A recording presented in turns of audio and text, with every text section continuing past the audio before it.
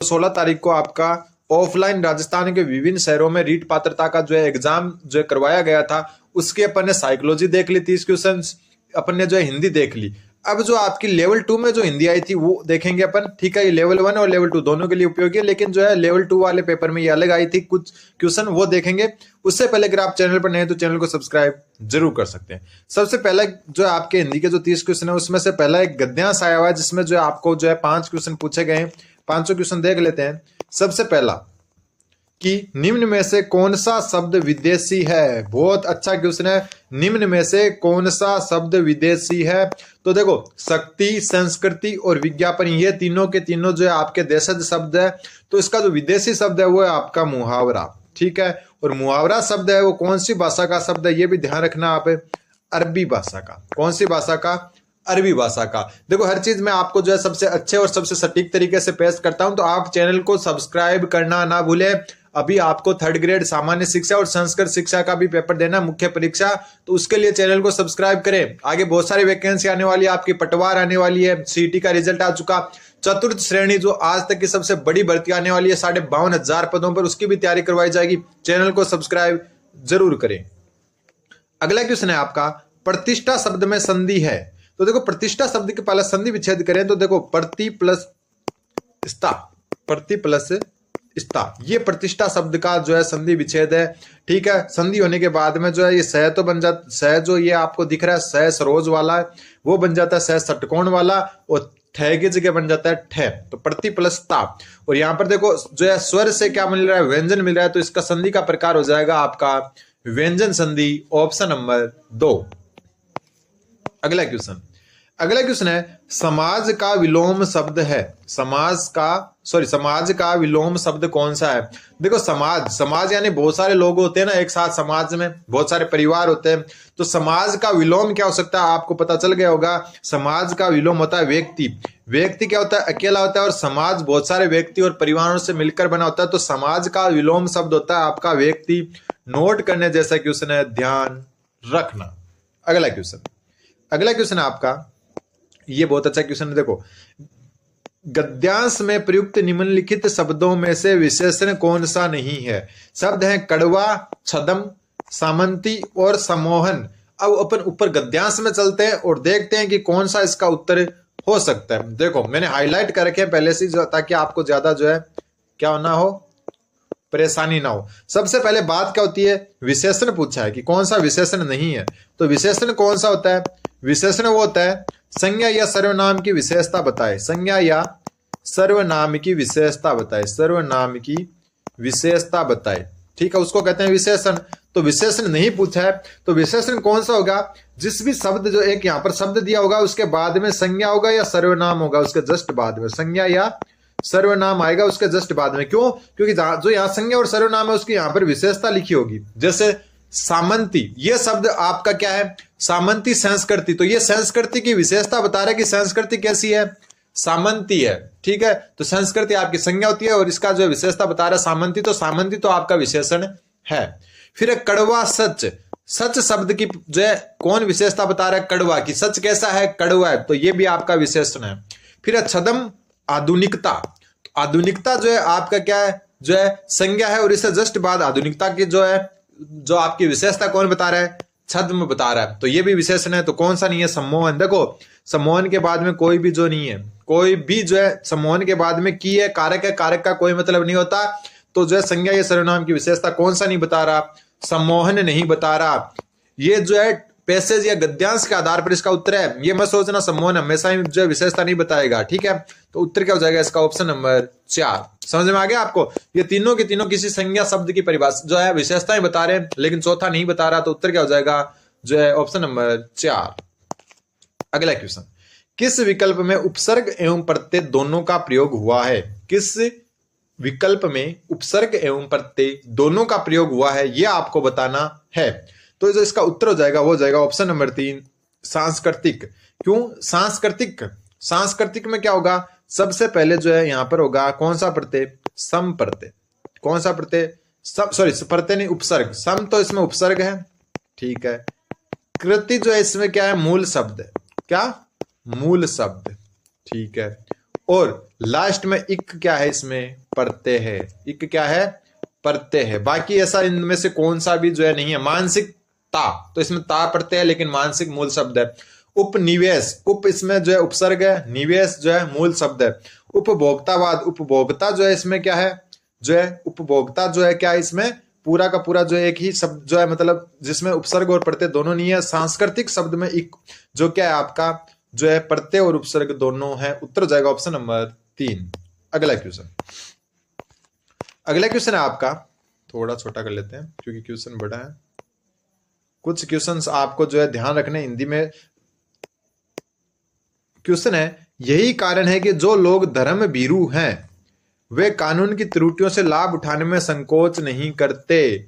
मतलब यही कारण है कि जो लोग धर्म भीरू है वे कानून की त्रुटियों से लाभ उठाने में संकोच नहीं करते। रेखांकित पद का अर्थ क्या है, धर्म भीरू होना क्या होता है। बहुत अच्छा क्वेश्चन है। ईमानदारी से धर्म का पालन करने वाला, भयपूर्वक धर्म का पालन करने वाला, भयपूर्वक धर्म का पालन न करने वाला, ईमानदारी से कानून का पालन नहीं करने वाला।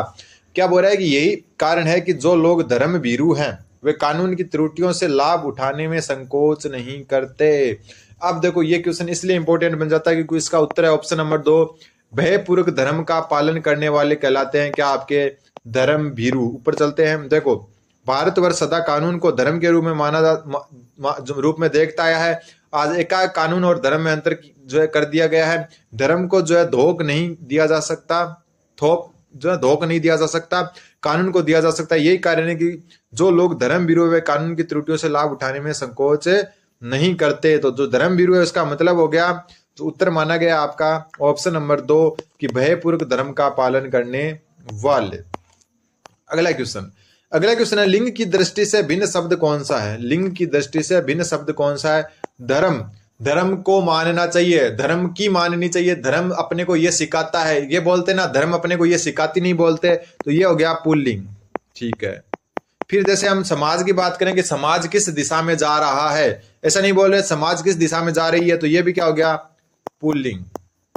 ठीक है।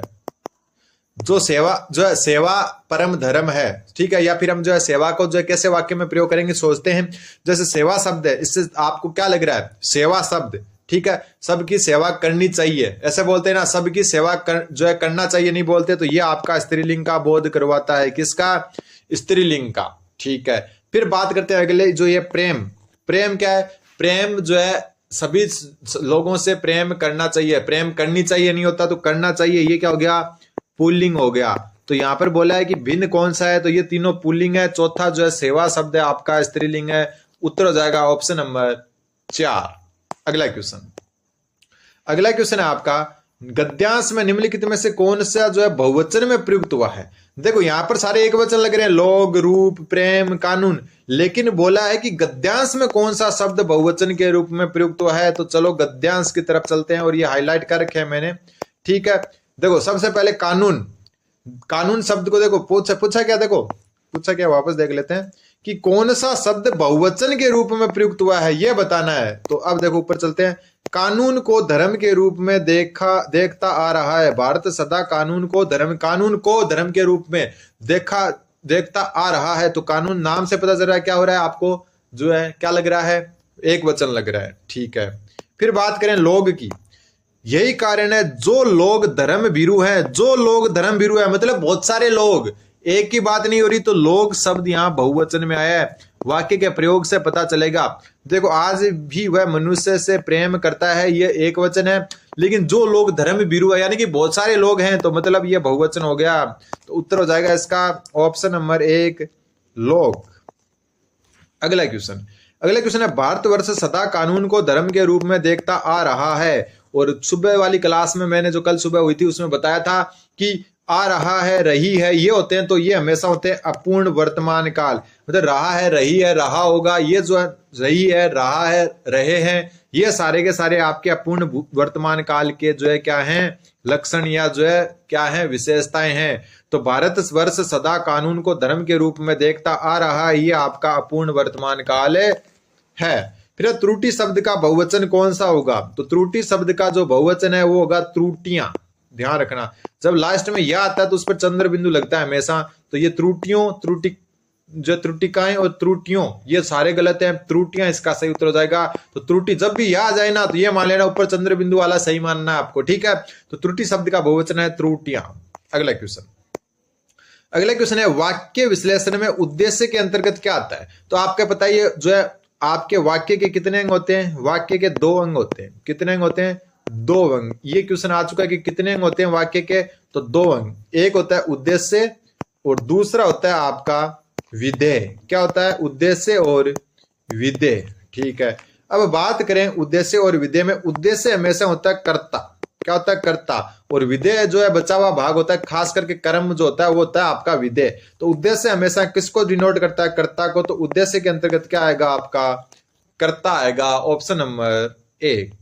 अगला क्वेश्चन है, ये थोड़ा सा अच्छे से देख लेना। ये है हम जो है चाय नहीं लस्सी पिएंगे, हम चाय नहीं लस्सी पिएंगे में वाक्य है। देखो मैं होता है यहाँ पर मिश्र वाक्य करके आता है क्योंकि मेरे को थोड़ा सा कंफ्यूजन हो गया था, लेकिन ध्यान रखना हम चाय नहीं हम लस्सी पिएंगे, यहाँ पर हम की जो है एक ध्वनि जो है क्या है, एक प्रकार से गायब है, ठीक है। मतलब एक गायब रूप में हम जो है हम का प्रयोग करेंगे, हम चाय नहीं हम लस्सी पिएंगे। मतलब पहला वाक्य दूसरे पर क्या कर रहा है, निर्भर कर रहा है जो है, ठीक है। और ठीक है, पहला देखो दूसरे पर इसलिए निर्भर कर रहा है, तो इससे मिश्र वाक्य हो सकता था, लेकिन देखो लस्सी पिएंगे इसका अलग से भी अर्थ है, तो ये संयुक्त वाक्य की श्रेणी में रखा गया है। थोड़ा सा जो है इसको इंपॉर्टेंट नोट कर लेना। जब भी ऐसा आ जाए ना हम चाय नहीं लस्सी पिएंगे, आप कॉफी चाय पियोगे या कॉफी, ऐसे भी आ जाए तो भी हमेशा संयुक्त वाक्य ही होगा। अगला क्वेश्चन है 3 वर्ष बाद में जयपुर गया, रेखांकित पद में कौन सा पदबंध है।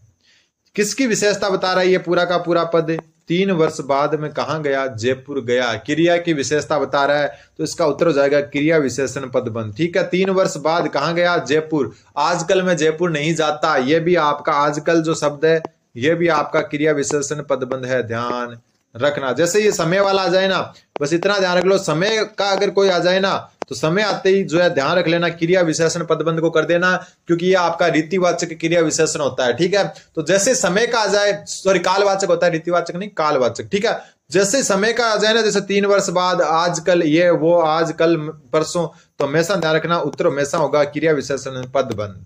अगला क्वेश्चन, असंगत विकल्प कौन सा है। आंचल में बात बांधना, ठीक है। असंगत बताना जो गलत है वो किसी बात को सीख की तरह याद रखना, मतलब आंचल में कोई बात बांध ली, मतलब उसको याद रखना एकदम अच्छे तरीके से, कभी भूलना नहीं, बिल्कुल सही। फिर है मिट्टी का मादो, ये बिल्कुल सही बात है। मिट्टी का मादो है, कल्पना करना नहीं होगा। मिट्टी का मादो है ना समझ व्यक्ति। क्या, ना समझ व्यक्ति, या मूर्ख व्यक्ति भी कह सकते हो, या मूर्ख व्यक्ति। मिट्टी का मादो होना मतलब ना समझ या मूर्ख होना, या ना समझ या मूर्ख व्यक्ति को करता है, ये डिनोट कल्पना करना नहीं करता। उत्तर हो जाएगा ऑप्शन नंबर 2। ये ध्यान रख लेना, मिट्टी का मादो, पता तो ऐसा लग रहा है जैसे कल्पना करना ही है, लेकिन ये ना समझ व्यक्ति या मूर्ख व्यक्ति के लिए क्या होता है, प्रयुक्त होता है। फिर अंशों में बगुला यानी विद्वानों में मूर्ख, ठीक है। स्याह सफेद करना, स्याह सफेद करना बनाना और बिगाड़ना होता है, तो ये भी बिल्कुल सही है, ये भी सही है और ये भी सही है। उत्तर हो जाएगा ऑप्शन नंबर 2। अगला क्वेश्चन है असंगत विकल्प कौन सा है। अर्धविराम सुबह वाली क्लास में बताया था, कल वाली में अर्धविराम ये होता है, बिल्कुल होता है, ठीक है। अल्प विराम ये होता है, बिल्कुल होता है। ये कोमा को अल्प विराम कहते हैं और कोमा के ऊपर एक बिंदी होती है जिसको अर्धविराम कहते हैं। लागू चिन्ह ये डॉट वाला होता है, जैसे हम लिखते हैं ना डॉक्टर ऐसे लिखते हैं, ठीक है, या प्रोफेसर ऐसे लिखते हैं, तो ये होता है लागू चिन्ह, ठीक है, ये भी सही है। तो उत्तर क्या हो गया, निर्देशक चिन्ह ये नहीं होता। निर्देशक में जो है ये बिंदी तो होती है, साथ में ऐसा भी होता है, ये होता है आपका निर्देशक चिन्ह। अब कमेंट आपको करना है कि ये कौन सा चिन्ह होता है, क्योंकि मैंने बताया हुआ ये चिन्ह, तो ये आपको कमेंट करना है। अगला क्वेश्चन है आपका, कंगाली में आटा गिला होना लोकोक्ति का क्या अर्थ है। कंगाली में आटा गिला होना मतलब मुसीबत पर और मुसीबत आना, थोड़ा थोड़ा इकट्ठा करना, ये नहीं है। प्रत्येक बात का उपाय ये नहीं है, जो मिल गया वही काफी है, ये भी नहीं है। तो उत्तर हो जाएगा ऑप्शन नंबर 1, मुसीबत पर मुसीबत आना। यानी कि कंगाली में आटा गिला होना मतलब पहले ही मुसीबत है, आटा कम है, ऊपर से जो है गिला हो गया, मतलब जो है मुसीबत पर मुसीबत आना। उसके बाद जो है देखो ये 14 क्वेश्चन आपके जो है शिक्षण विधियों के, जो हम जो लेवल 1 वाले जो आए थे ना, जो आपका हिंदी, उसमें सिर्फ ये ऊपर व्याकरण वाले क्वेश्चन अलग थे, बाकी ये क्वेश्चन तो उसमें जो है सेम आए थे। 14 क्वेश्चन सेम वही है, कल सुबह वाली क्लास में जो है मैंने ये करवा दिया सारे के सारे क्वेश्चन।